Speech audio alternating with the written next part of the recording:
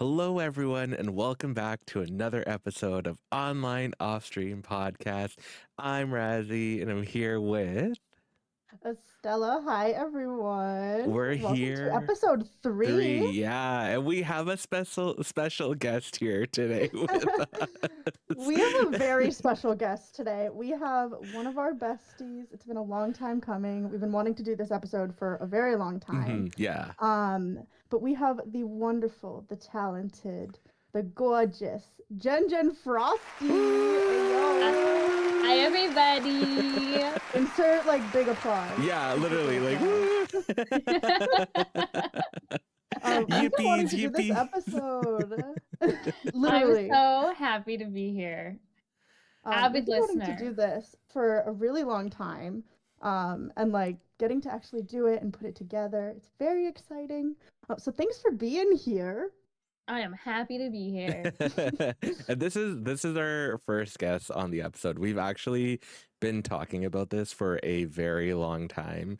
Like practically even before we started the podcast, where we're like, our first guest like has to be Jen. We have to have Jen on our 100%. podcast, like as like a very close like bestie, like literally one of the besties, and not just like a content creator friend, like literally a real life friend too. And so it's like, what better way to have our first guest be someone that we're super close to online and off stream. Off stream. I am honored. I remember actually in one of Razzy and I's first like planning meetings, talking about the podcast and what we kind of wanted to do with it. Literally having a note that said, "Bring Jen on podcast." I just think it's perfect because we have now known each other literally for almost 4.5 years, which is literally crazy, mind-boggling. So we've been through like lots of ups and downs in the content creation space as well as offline now. And like I'm so grateful that we get to hang out. Even whilst being long distance, we still make it work. Mm-hmm. We make it work. Discord. So I think it'll be fun today talking about just like all of the things that brings JenJenFrosty to the internet and then also into our lives. Like, yay. For those of you that don't know, I can't remember if we've actually like brought it up before on the podcast. Estella and I have, of course, known each other for quite some time now. But like the mutual connection between like Estella and I getting to meet each other is Jen. Like literally, if Jen, if you weren't here, like if none of us have met each other, like this wouldn't be happening.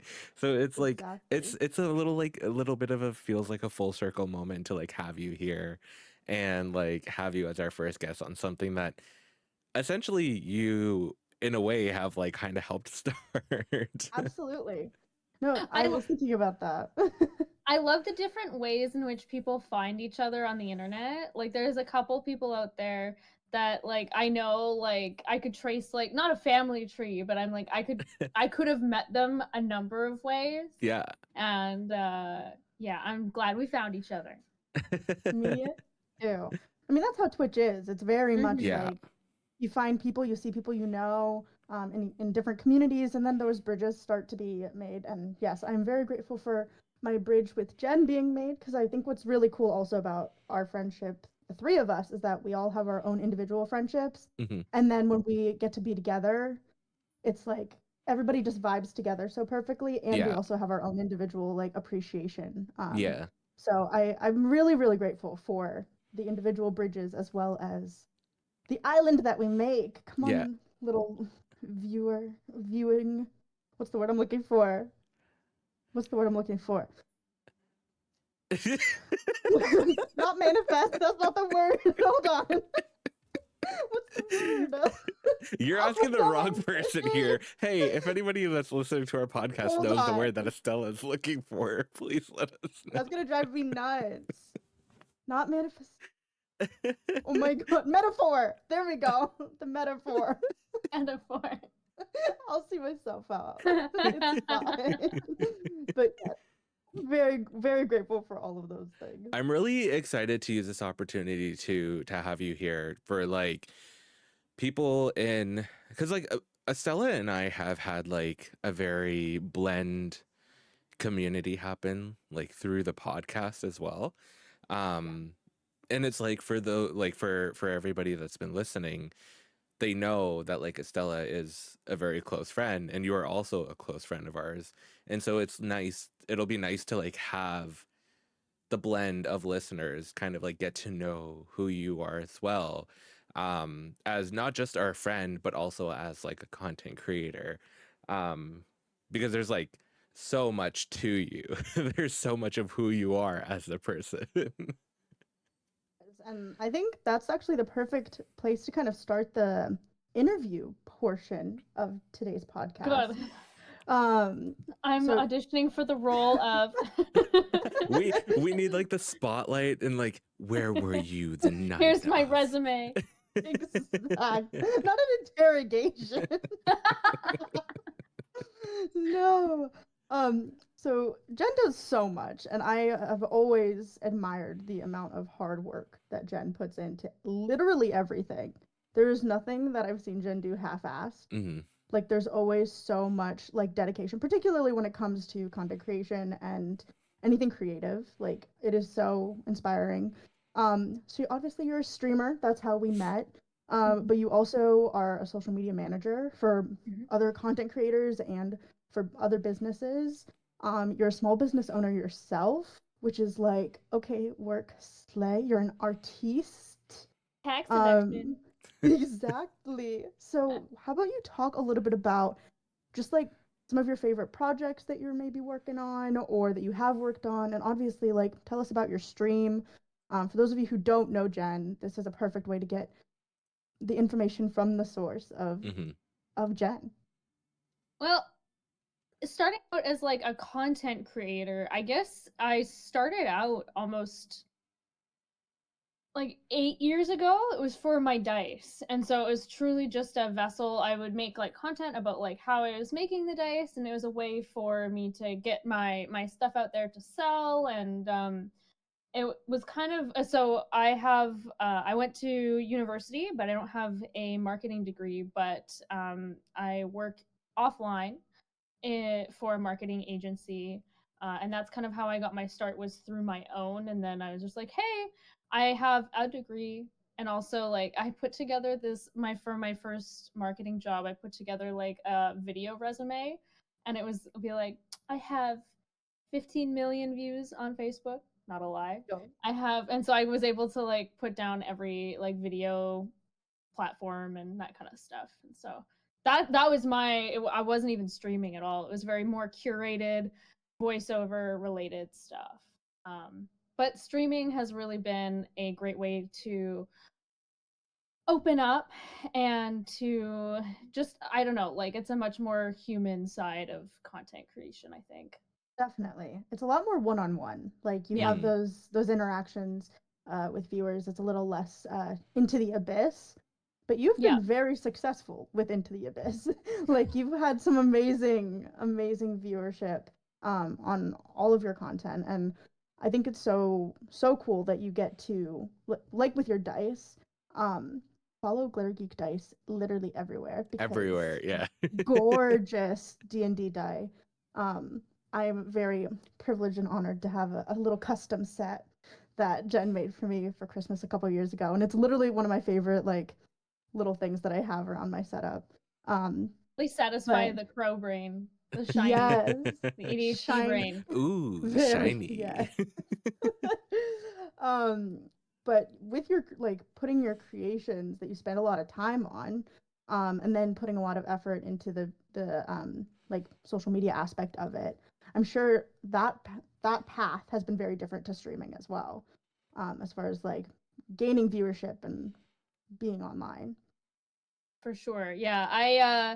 I started streaming actually because like I had the thought for a while, and I was so scared to press go live for the first time. Like I just kind of thought that like as soon as you press go live, there's gonna be 5 trolls in your chat, and they're gonna be tearing you apart.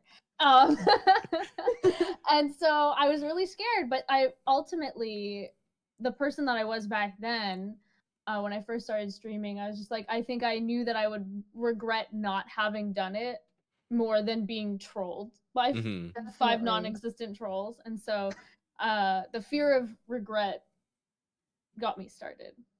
Yeah. And also, like, I had met Razzy before I started streaming, and I had met some, like, you know, content creators that had gone before me, because, you know, it's not easy to start on your own either. So. No, Definitely. yeah. It can be very difficult. And that is wise words for anybody that listens to the podcast and that's like, huh, you know, maybe I want to get into streaming or like creating content and has worries about like the trolls and stuff out there. Like, do it. Don't like don't worry about the trolls. Like they're not gonna be there. They're gonna be there eventually. They're not gonna be there right away. I'm not gonna name drop, but there's some people in my they're dedicated trolls. Dedicated trolls, yeah. That's their place. That's their job. They just want to troll all the time. No, it's interesting. A lot of streamers start streaming after they start to get to know people through being in their communities and seeing the bridges. That's how I started streaming. I had a few really fun connections that I made on Twitch. And they were like, "Oh, you should try it. Like, see what happens."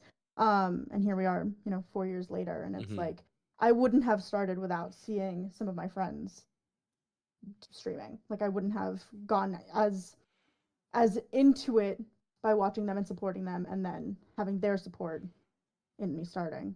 Yeah. I think that also, like, I don't know if I would have actually gotten so far for streaming, not streaming, but like to try streaming if I hadn't been making dice, because it's very labor intensive, like time wise. And so sometimes it's just sitting at a table for, you know, if you think like 8 hours a day and you're just sitting there sanding until it's shiny. Like you just have to consume something in front of you. Yeah. And so I was watching are we allowed to name drop at all? I don't know.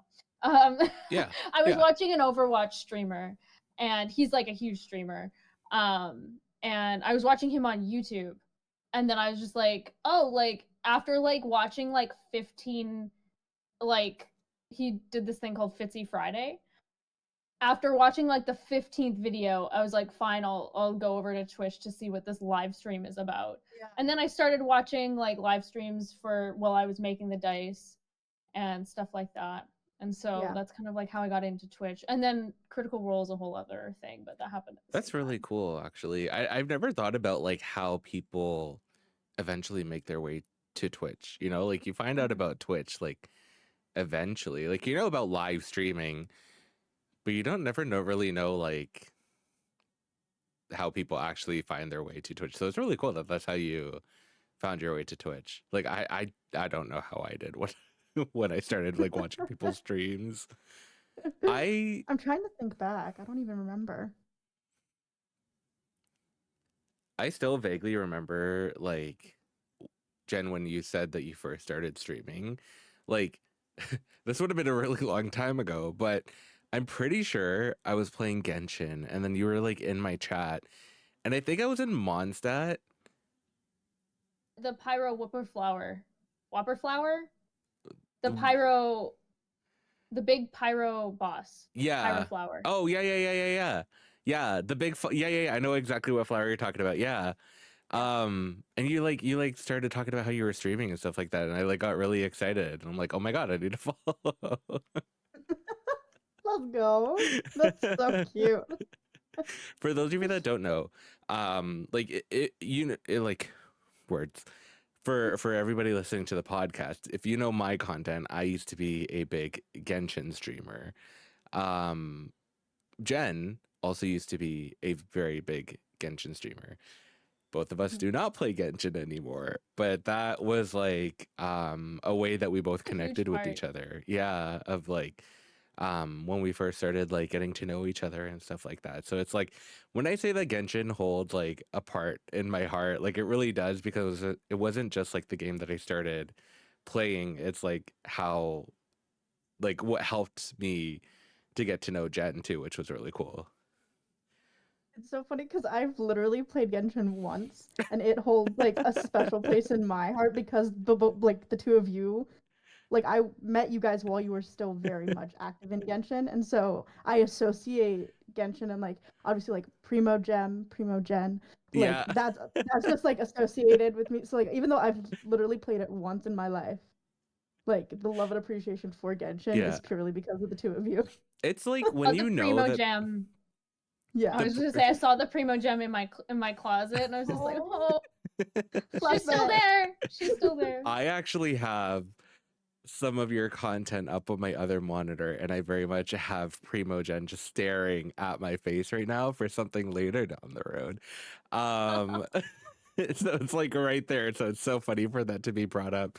But it's like it's one of those things where it's like when it's people that you genuinely really love and care about, like even like if they're into something that like you haven't necessarily like dabbled in very much or have like barely touched or barely know any knowledge of, you're going to like hold that to a certain value because the people that you care about and cherish and value hold it up to like a bit of a higher level. Wait, this is so funny because I have something related to this about Genshin. Not to name drop another friend of ours, but the lovely Snow White Dahlia loves Venti. Love. Yeah, Loves loves Venti from Venti. Genshin Impact. There's a boba shop that I used to go to all the time. It closed down. I went back to that space. It was called the Venti, and I like took a picture and sent it to Dolly. It was just like, "Her says Amazing. Vent," and I sent like an angry Venti face from Genshin Impact. I was just like, "Yeah, That's there you so go. Like Venti wild. did this to me." Damn it, Venti. They'll actually have another character to love by the name of Dahlia. Yes. Yeah, there's gonna be another character. There is a character coming out by the name of Dahlia.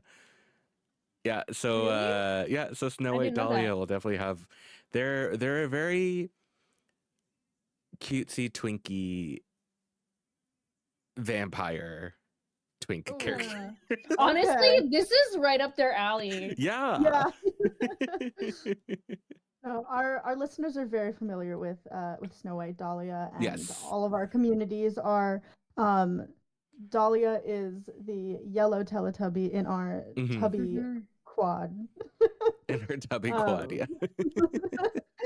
So, no, I agree. When there's something that your friends really love, it's really special, especially I think on Twitch where we're actively chatting whilst we're watching somebody play a game, and seeing why they like it, and maybe if it's a game that we individually don't play, but being introduced to a different game, it's like it's associating it then with that person. Yeah. And I love that. And there's been so many things that has happened with, or things that like maybe we did have in common but wouldn't have known if we hadn't necessarily met under these particular circumstances. So I love that. But yeah, Genshin literally played once, and I'm just like, oh, it's so precious. It's Jen and Razzy's game. So since you're not playing Genshin as much anymore, how would you describe what you do on stream? Because I think you do so many things so well, but I would like to hear your description. It's so like Give I have us to practice your that description. You're just getting raided by somebody you don't know. That's exactly it. Actually happened. It happened today. Brand new username. So I'm like, oh boy, I haven't done this in a while. So I said on Mondays we facilitate a classroom. Currently, everybody's in grade 5, and then I like called out a couple different people and be like, this is our little hooligan. This one's running to the bathroom. This one and all that kind of stuff. So Mondays we simulate a classroom. And I just finished playing a really tough playthrough of Baldur's Gate 3. That's kind of the game I picked up after Genshin, and I've been doing that for about 2 years. I'm not ready to put it down, but we're just taking a little breather because that was a hefty playthrough. So currently at the moment, I've been doing some crafts, embroidery. We've been yapping, and we'll be probably picking up a cosplay focused. I am a little bit nervous to try it, but I think I'll be able to do it. Where it's an origin character, so it's Shadowheart. I'm gonna be doing a cosplay Shadowheart origin playthrough. That's so fun. Yeah, that's Because really cool. I was looking at it, and her makeup is like a nice base makeup, and then you just put like a little bit of a scar on. I'm like, you know what? Like, it's not that much work actually. Yeah, So I love that. that's We'll really see. neat. You should tell people what it was that you just completed in Baldur's Gate 3, because I think that's a pretty cool feat. Like that's actually Yeah. pretty wicked what you managed to do. Yeah. I'm pretty proud. It was my first ever honor mode and first ever dirge. So honor mode, if you lose the game, you lose the game in real life. You die. Yeah. You're done. No, but your GG game over. GG Novri, you're all done. So the playthrough ends. You're not allowed to proceed if you lose. All four companions die. And, yep, that's what happens in the game. And then there's a subsect of the game where you can play as something called the Dark Urge. The community calls it the Dirge. And there's another number of ways in which you can lose the playthrough just as the Dark Urge. So it was kind of like a double whammy hard mode. And it was my first time for both, and I didn't look up spoilers or anything because there was a whole new set of like difficulty and stuff like that. And so I was really proud that I did it on my first try for both of them and got a really good ending, because Baldur's Gate has like a whole plethora of endings. You don't really know how it's going to end depending on how the choices you make. And so it was a very like positive ending for my character too, to round it all off. So it's kind of nice, because I realize sometimes like we're going to get into it later, but I have ADHD and sometimes can be a little bit like distracted, something shiny. But it's nice to showcase. I'm like, hey, you know what? I have a brain. I can use it. And to complete the honor mode first try was really fun. Yeah. I find that a lot of people, because as streamers we all depict ourselves as like a certain way on stream, right? And when you do it so much, people start to think of you a certain way, or at least that's how it comes across, right? So it's like when you do something incredible like that, then it's kind of like a little bit of like a pat on your shoulder, because it's like, hey, like I know that I come across as like ditzy or like whatever on stream, right? But it's like, Yeah. I'm actually smart. Here, look at this. Yeah. Look what I just did. Showcasing like a different facet of yourself under like in a similar circumstance, I think is so cool to be able to just kind of shift the light a little bit to show like so much, because your content is so fun, and you're bubbly and funny as hell, and so like everything's really like positive, and so then to show this like even more positive but like strategic side of you, it was so fun to watch. Yeah. And like I loved seeing kind of the playthrough and how you would talk through your next moves. I was like, this is like single person Critical Role times 12. Like I was in. Oh my like, gosh, yeah. she on X Games mode. She on X Games mode, exactly. There was so I do multi-stream like onto YouTube now, and there was the one stream where I cosplayed Shadowheart like got a lot of views, and it was kind of frustrating. Like it's always like you're trying to like one up yourself, but like trying to do better. And the fight that I had, it was the toughest fight. The last fight in the honor mode isn't actually as difficult as some other fights. The toughest fight was Orin, and that fight got the most views of my live streams on YouTube, so that felt really good to like. Ooh. It was like it's my brains over my body. Exactly. But no, it felt really good to get that fight and be rewarded in that way too as well. Yeah. Definitely. It was very entertaining to watch Jen just go into a situation and be like, that wasn't supposed to happen. Why is that happening? This isn't supposed to happen. I'm like, well, that's it. That's the Yeah. end of the run. Even though I voted that Jen's gonna make it through and win based off of your reaction that's being put on the stream right now, I guess that's it. That was the Orin fight where that I'm like, that wasn't supposed to happen. It's like I don't want to I don't know if you play Baldur's Gate, but I don't want to give spoilers. Yeah, but there's a we'll thing that avoid happened spoilers there. for like anybody that will eventually want to do it, for anybody that does play Baldur's Gate, but that whole reaction, like that whole stream, the second it happened, I was dying. Because you prepare for fights in a certain way, and with honor mode you really need to like make sure you have the right tools. Like certain bosses have like damage immunities or will do a certain type of damage, so you can do things to mitigate it. And so I had done all this preparation. I'm like, I've done this fight before, and then it was like a completely different thing that happened. I was just like, oh boy. Or it's like, you thought. you thought, exactly. So much fun to watch. I mean, I think that's something that's really, really special also is like everyone plays different games and has their interest in a lot of our friends. We all stream very different things. It's very rare that we're all in the same category, at least at the same time. You know, or like in the same like month, we're all in very different categories. And I absolutely love that because it adds so much variety to also share with our communities and, you know, when we raid into each other or when we see each other. And there's always something like fun to talk about with all of you. And I think that's something that does hold a lot of people back in making online friendships, is that I think there's this false sense that we all have to be the same, that we all have to like the same thing, we all have to have everything in common in order be to in your be specific niche friends. and stuff like that all the time. Yeah.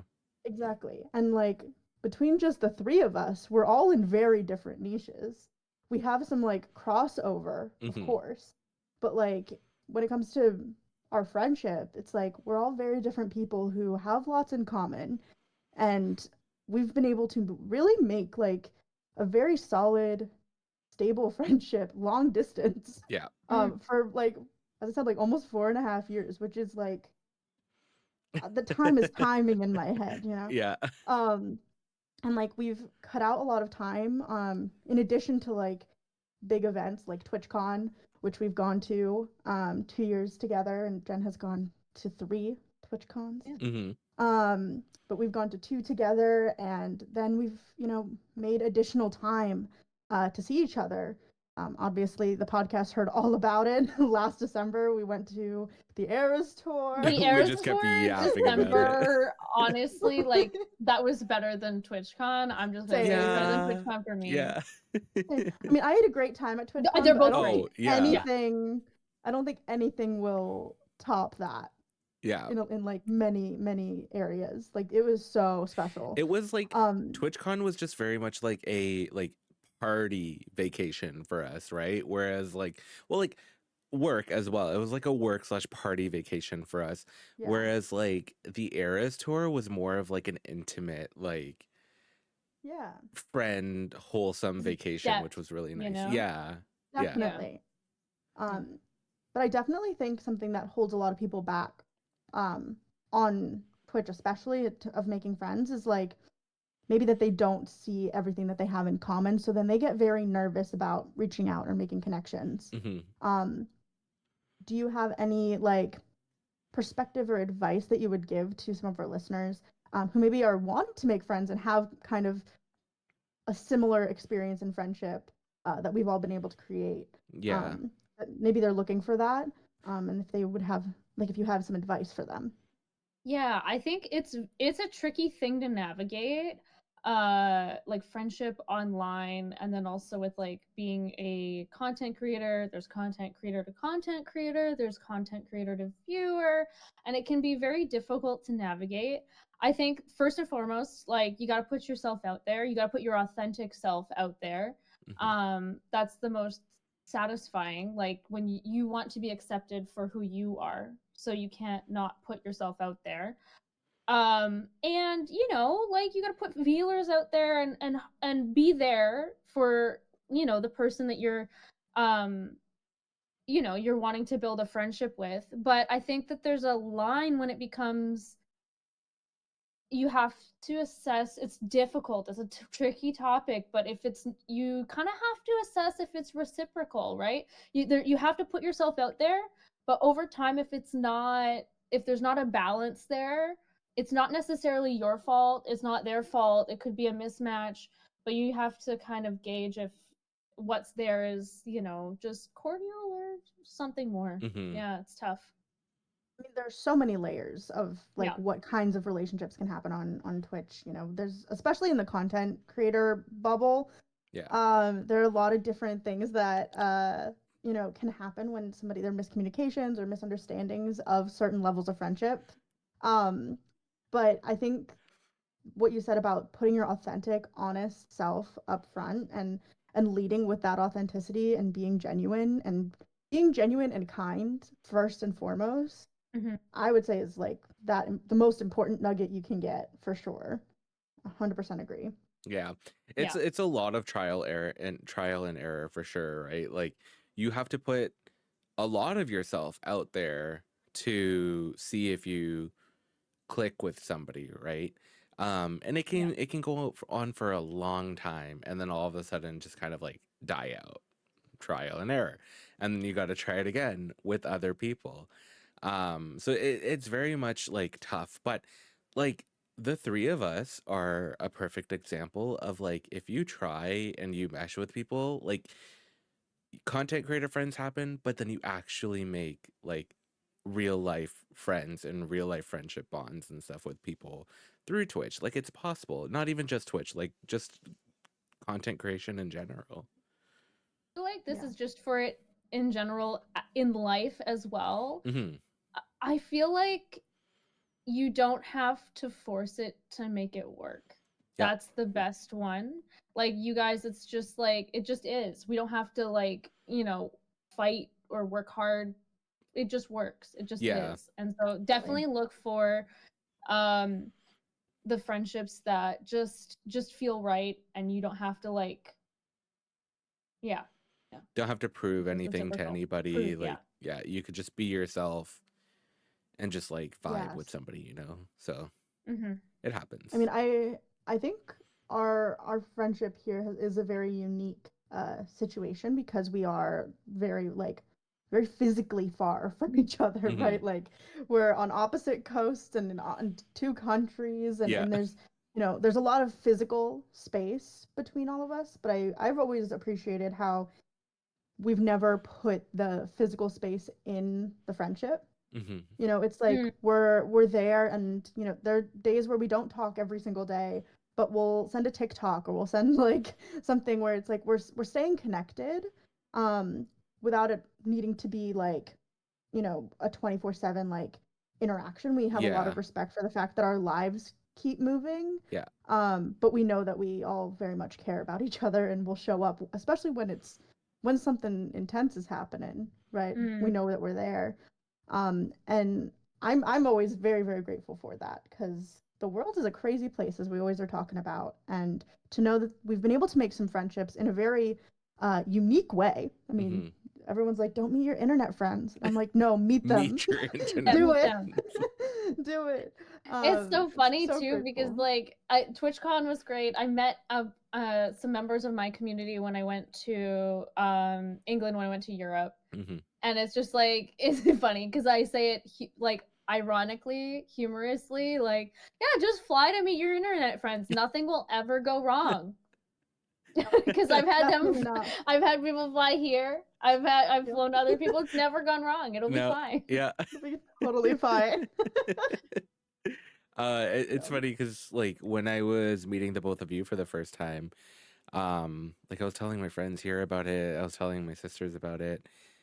And I was like, yeah, you know, like I'm going to go meet internet friends in real life.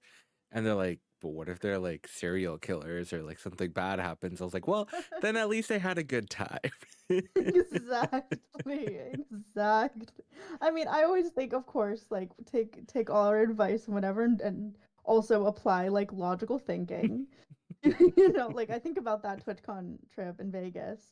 And I was thinking about it. I'm like, I had already met Jen in person before. Yeah. So I was like, okay, and I hadn't met you yet, but I trusted Jen, and I knew you enough like online that I was like, okay, this is fine. But I was thinking about it. I'm like, we're all staying in this same hotel room, and this is Jen and myself's first time meeting this man. Yeah. Like, what is gonna happen? So we it's funny. It's really funny because I don't think we've ever actually talked about our first TwitchCon experience on the podcast. So for those of you that don't know, like TwitchCon Vegas 2 years ago when we all met each other for the first time in person. And it was really funny because I just remember arriving to the hotel super late at night, like it's dead.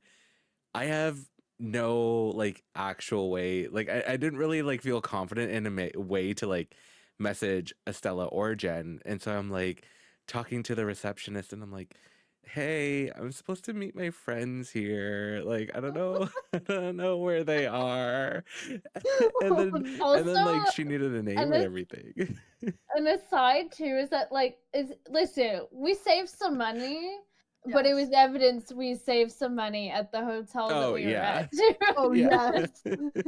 Definitely. It worked for what we needed, but yes. What we needed, yeah. It was really funny just seeing like I laugh about it because it's really funny just seeing the two of you, like elevator door opens and it's just oh no. I just remember thinking, wow, they're really short. Oh my god, Razzy.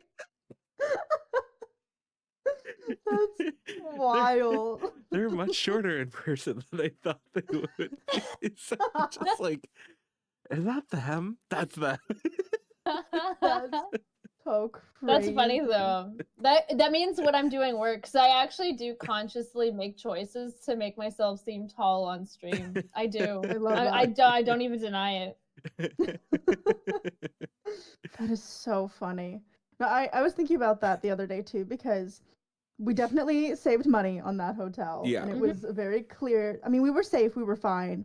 But I was thinking about like the check-in person who was like not really having it when the two of us were checking in. Yeah. To then have our third party show up and it's like two very femme-presenting people. Oh. One like full man showing up. I'm sure she thought I was like a pimp or something. Because like that's how it always is. I'm like, ma'am, I'm gay. Like, so are we. Yeah, we're all gay. We're running. Sure you are, honey. Sure, whatever you guys. Exactly. It was just very, very funny to think about that. Like we made it work though, and we had an amazing time at TwitchCon 2023, which is crazy that it was 2 years ago now. Thinking about it. Wild. Yeah. Time flies. Meet your internet friends. Yeah. Put yourself out there. Worth it. Yes. You'll find your people. It's one of the best things you could do, really. Definitely. Yeah. I think a big part of kind of finding your community online has been, obviously using tags, and falling into streams of interest that you have.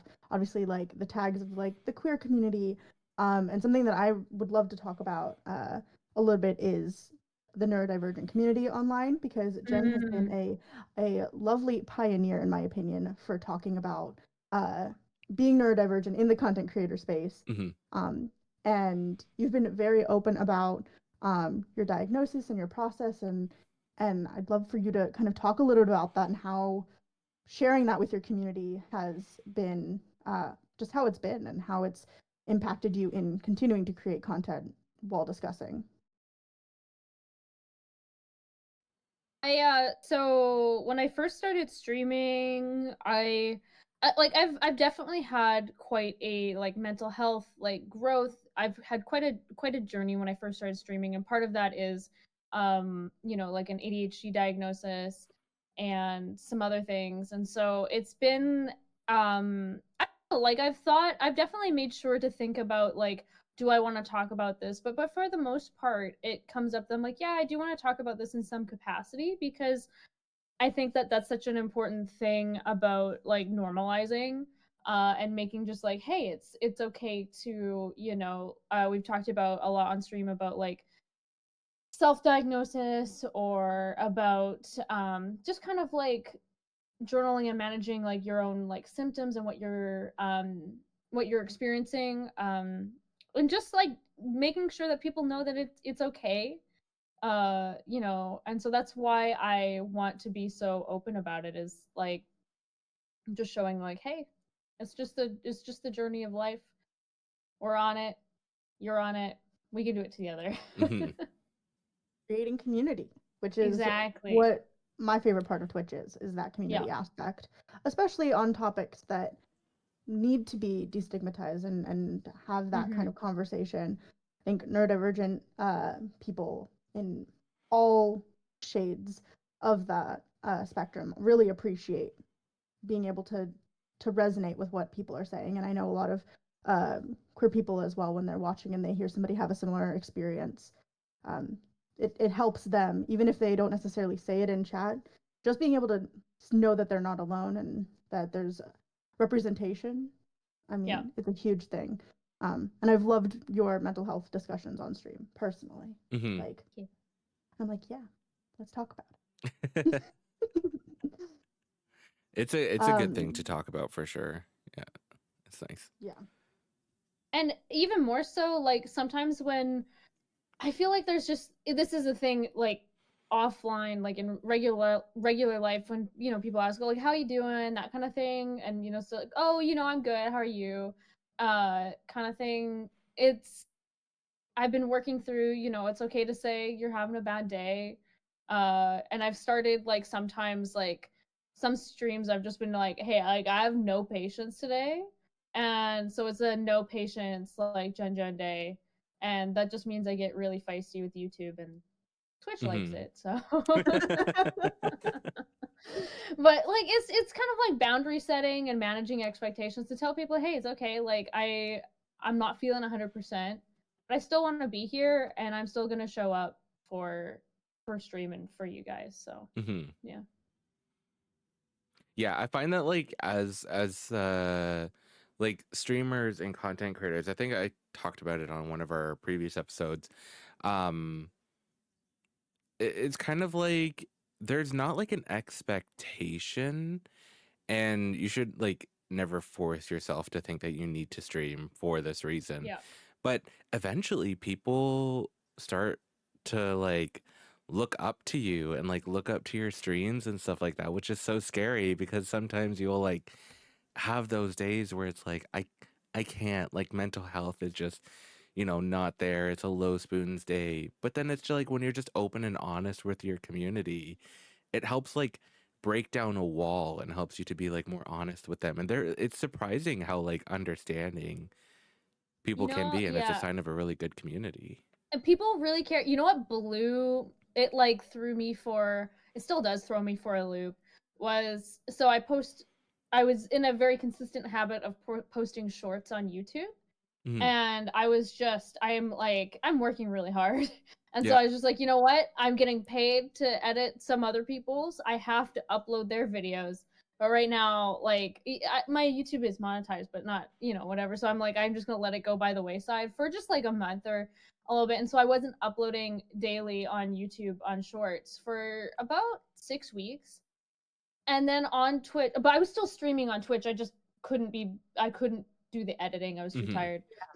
And on one of my streams on Twitch, I had like a first time chatter, like, oh, hey, like, I came over from YouTube just to check and see if you're okay. Like, I look forward to your shorts daily. And I was just like, Aww. That's and they're like, so and you haven't, sweet. you hadn't been on my feed on YouTube in the last little while. I was just like, like ugly cry. I'm like, that is that like meant like the world to me. It was so special. That's so So sweet. you don't know the impact that you have Mm-hmm. with your Definitely. content. It's kind of wild. Yeah. Definitely. That's something that for me, I've talked about on the podcast and on stream, because had to take breaks for whatever variety of reasons. And I've always appreciated when a viewer has reached out and said, like, hey, like, there's no pressure or stress to come back, take care of you, or do what you need to do, but know that we're going to be here when you get back. Or just saying, like, just was missing your content today, hope you're doing well. Like, I've gotten a couple of those messages when I've been on a break, and the impact that sometimes, especially when you're on the grind, you don't necessarily feel until you kind of step back and look in. Yeah. It's like, oh no, what we're doing really does matter and has an impact. And even if we're not always seeing it right away, being able to look back and see like the impact that all of us have in varying degrees for various different people is so special, and something I never thought would be a part of my life. Like before I started streaming, I had no idea. Yeah. It's very sweet. It's very wholesome to like have something where it's like you go in just being like, yeah, this is just like a tryout thing that I'm gonna do. Like I don't expect anything to come to it, and then all of a sudden it's like, oh, this isn't a jokey thing anymore. Do it for the plot. Do it for I the don't plot. think it's a joke anymore. Yeah. I don't think it's a joke anymore. Those were. Go for it. You go ahead. No, you go first. Okay. So I believe that was like it for like the plan questions, right? That's what I was gonna say. So I have two for you. First being, I've always, anytime I'm like scrolling social media, specifically Twitter, your bio is here to positive post and appreciate women, and I'm all done positive posting. I actually want you to explain that to me.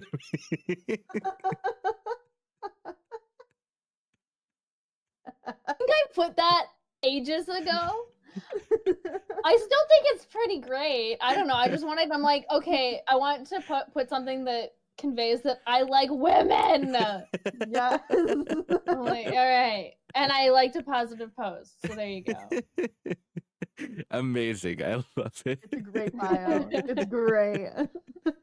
Now, for those that listen to the podcast, that know you, that know me, know that we have a debate that I think we could say that it still stands to this day. What is your take on Ito being better than Eula? I knew this was gonna be this was not pre-discussed, by the way, but I had a feeling this was gonna be brought into this episode.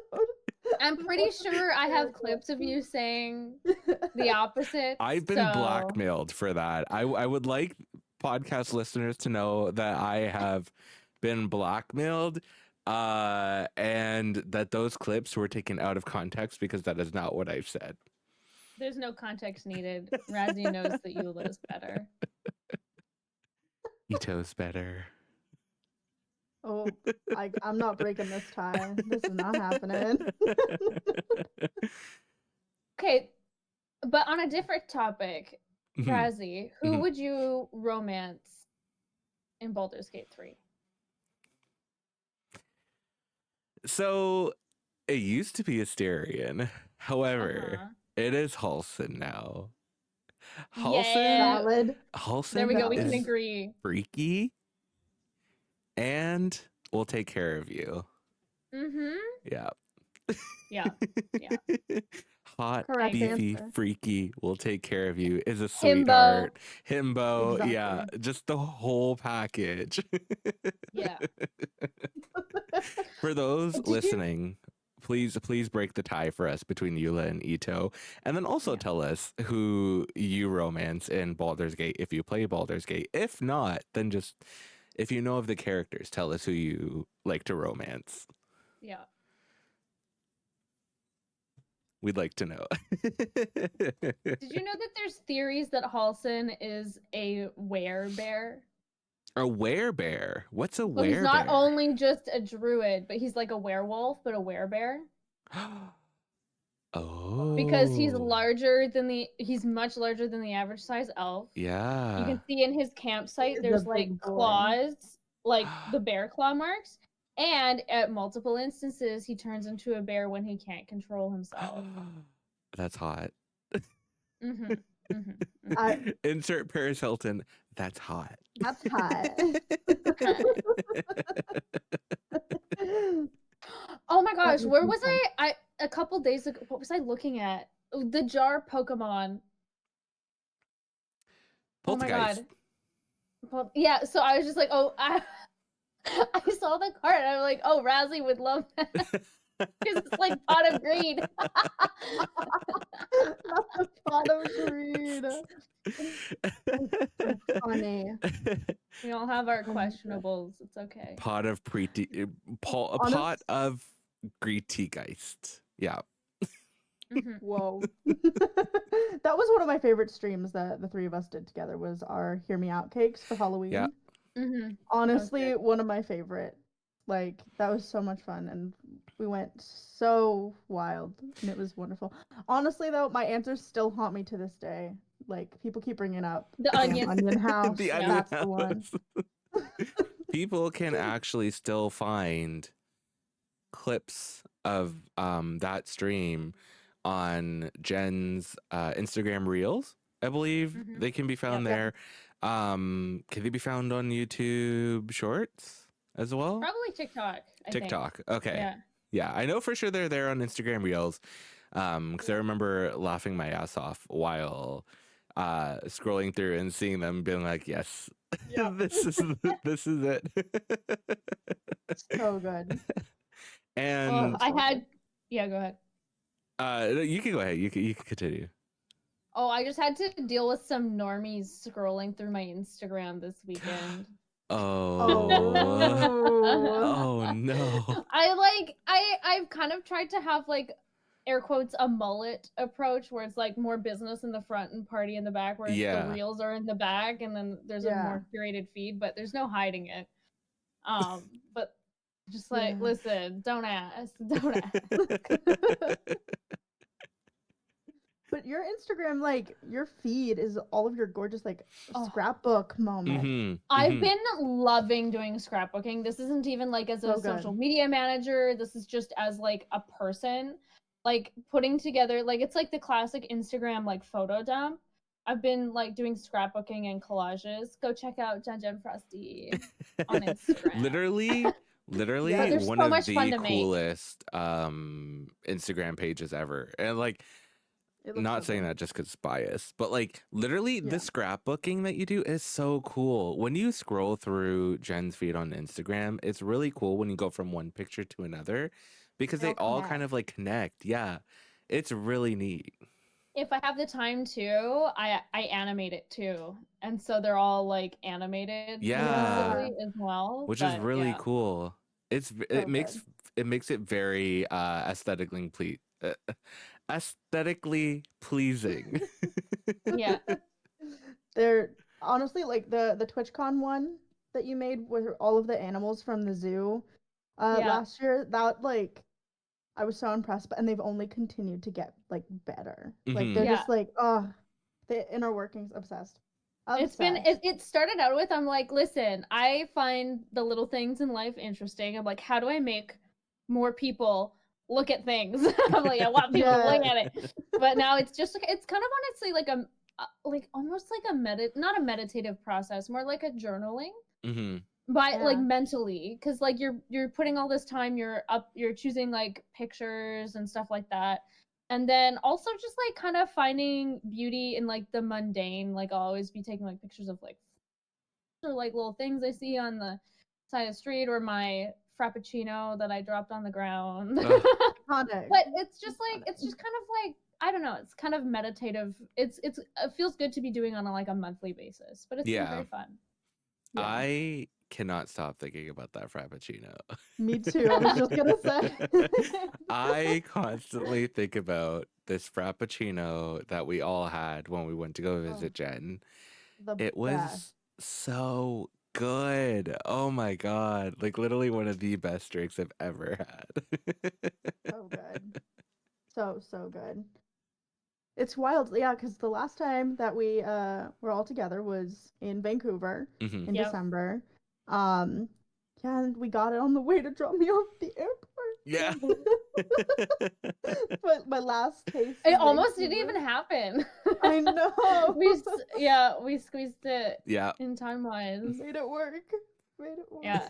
I would well, no, it's not doxing, but like but now you guys know like how much I walk. Like I would walk from my house to that coffee shop back to the Yeah. house. I'm walking it up. That's It's crazy. like a reward. How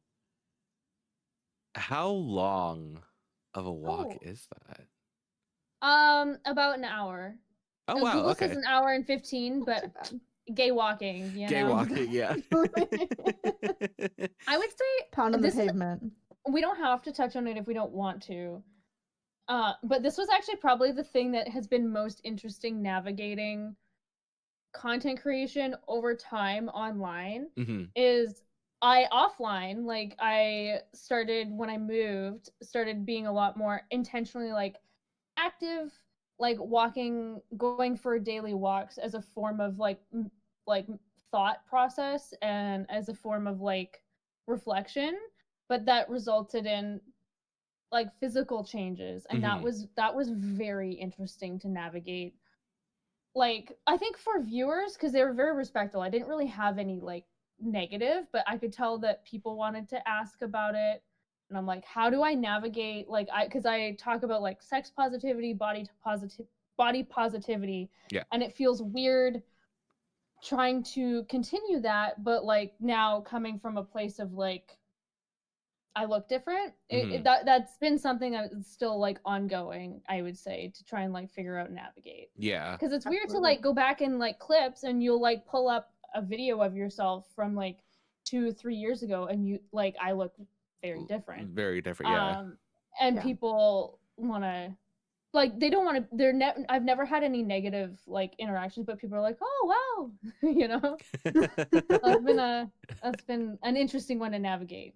Well, Definitely. I will say, like, kudos to you for like actually getting out, doing those walks and stuff like that, right? Because I feel like with like streaming and content creating and stuff like that, it's very easy to just get sucked into like and I'm saying this because this is like very much a reality for me where you get very sucked into just like having to sit down, staring at your computer and work on things, or not even that, just like getting stuck in your head and just like being stuck in one spot, not really wanting to do anything because content creation, and I say content creation because it's like really how we all met each other, right? But like also life can be an aspect of what causes this, but it's very easy to just be stuck mentally in like a very tiring and draining spot and not want to do anything. So it's like kudos to you for going out there, going on those mental health walks and like sticking to it and continuing to do it because that's really impressive. That takes a lot of like motivation and energy. It's been coming up on I guess almost 2 years now with the daily walks, and eventually it got to a point where like I crave it if I don't do it. Like it's habitual, which Mhm. is more new for me. With ADHD, it's very hard to establish habits. But then also, especially, well, when I used to work with a real estate client, he was particularly stressful. I realized I had started using it as an avoidance tactic. I'm like, I'm really stressed. I'm gonna go for a walk to avoid doing work, and sometimes that's good, you know, you need to like maybe a 10-minute walk, but I was using it to avoid doing I work, mean, so it's a balance. it's But better than what it it's could have listening been. to your body, it's listening to your body and listening Yeah. to like, you know, your internal gut reactions. So Yeah. Yeah. Definitely. It's better than being like, I'm stressed and need a glass of wine or something. Yeah. You know? Yes. Like... It could have gone a very different direction for sure. That's true. Oh my goodness. Thank you so much, Jen, for diving into our silly little questions and joining Sure. us here on the pod. It's very, very special to be able to bring some more worlds to collide. It's very nice. And I'm so grateful that we have our podcast to be able to showcase some amazing creators as well. Yeah. So Jen, where can everybody find you? You can find me on every platform at JenJenFrosty. You can I would say go to my YouTube. It's popping over there. And then go to the Instagram for those sweet, sweet carousels. Can we leave a code word? What should our code word be? Ooh. Grass. If you're listening, go comment touch grass on my latest carousel. There we go. Touch grass. It's like saying like so and so is here, like in a yearbook or in a textbook. Yeah. If you say touch grass, I'll know you were listening to this. I actually love that. That's genius. Oh my god. So good. And everyone go touch some grass. Go touch some grass. Go touch grass. It's about to be summer if you're on this side of the world, and touch some grass, get some sun. Cure that seasonal depression and just make it regular depression. Exactly. Make it all year long. Razzy, where can everyone find you? What are you up to? You've got some exciting stuff going on. I do, actually, yes. Also, it's this man's birthday. Yay! Wish him a happy belated birthday. We're recording this on Razzy's birthday. Yeah. I get to spend my birthday with some very close friends that I love and appreciate very much. And you all get to listen to like practically the birthday podcast episode, which is really funny. Yep. I could be found on all socials at Razzy Eliza. I do have an exciting birthday / debut stream happening May 24th at 11 p.m. EST, which I'm very excited about.